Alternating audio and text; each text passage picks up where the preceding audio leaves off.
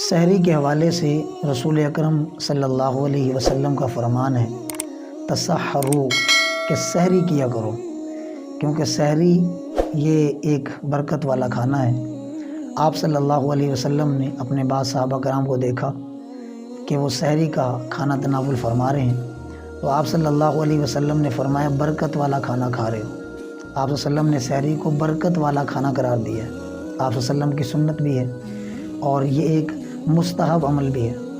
اگر کوئی بندہ سحری کیے بغیر روزہ رکھتا ہے، روزہ اس کا بھی ہو جاتا ہے، لیکن آپ صلی اللہ علیہ وسلم نے اس طرح فاقہ روزہ رکھنے کو پسند نہیں فرمایا۔ آپ صلی اللہ علیہ وسلم نے فرمایا اپنے روزے کو سحری کے ذریعے طاقت دو، اپنے روزے کو سحری کے ذریعے طاقت دو۔ آپ صلی اللہ علیہ وسلم نے مزید اس کی اہمیت بیان کرتے ہوئے فرمایا ان اللہ و ملائکتہ یصلون علی المتسحرین، کہ اللہ اور اس کے فرشتے سحری کرنے والوں پر رحمت نازل فرماتے ہیں۔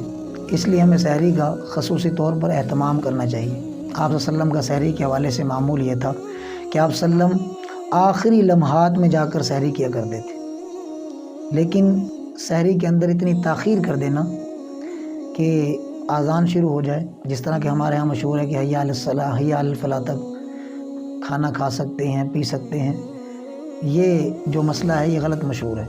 حالانکہ اذان اس وقت شروع ہوئی جب سحری کا ٹائم ختم ہو گیا، تو سحری میں تاخیر تو سنت ہے، لیکن اتنی تاخیر کرنا کہ اذان شروع ہو جائے یہ جائز نہیں ہے۔ اور جہاں تک افطاری کا معاملہ ہے تو اس میں تعجیل سنت ہے، جلدی کرنا چاہیے۔ آپ صلی اللہ علیہ وسلم کے حوالے سے آتا ہے کہ آپ صلی اللہ علیہ وسلم کھجور ہاتھ میں پکڑ کر بیٹھے ہوتے تھے آخری لمحات میں، جیسے ہی اعلان کی آواز آپ کے کانوں سے ٹکراتی آپ فوراً کھجور تناول فرماتے تھے۔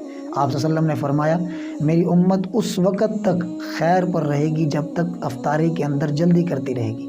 تو سحری کے اندر تاخیر سے سحری کرنا سنت ہے، لیکن اتنی تاخیر نہ ہو کہ اذان شروع ہو جائے۔ اور افطاری کے اندر تعجیل یعنی جلدی کرنا سنت ہے، جیسے ہی اعلان ہو افطاری کا فوراً انسان روزہ افطار کر لے۔